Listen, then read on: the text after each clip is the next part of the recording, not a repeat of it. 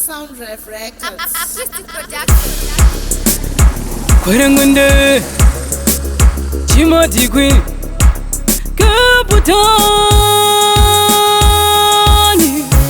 Chimati Queen chine empire Ndakavaudza vacha expire Pandinoti kwerengwende mukemu vacha retire Chimati Queen chine empire Ndakavaudza vacha expire Pandinoti kwerengwende mukemu vacharitaya anomisa zimusoro iro zimusoro rinomupa zimutoro apa muburugwa macho hanakana mazivobi ingati mbombo ishura ripira unoita gore rino 2020 ujiri kugeratino tumasiso ingati nyimo tekiteki nemaburugwa echino nai maiwe handipere nedzingwira ndinaro iri handipere kushida kuzashida ini handipere kuno kuchimati Queen empire nezve takavaka empire tabatana maoko nemavhembaya kusvika 2030 muchikangawaya tisu tamisa mvura kunaya chimati Queen moto saka mofaya maenemies eze ati yesaya kunge shinzova ndikandira mawaya maiwe handipere nedzungwira ndinaro iri handipere kuzvida kuzazvida ini handipere chimati Queen chine empire ndakavaudza vacha expire pandinoti kwerengwende mukemu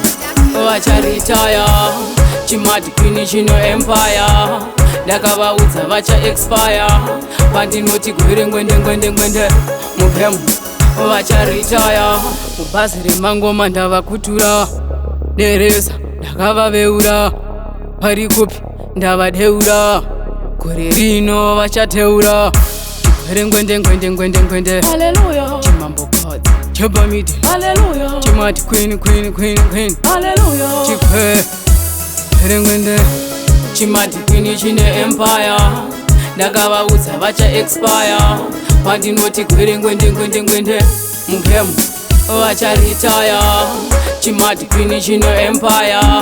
ndakavaudza vacha expire pandinoti kwerengwende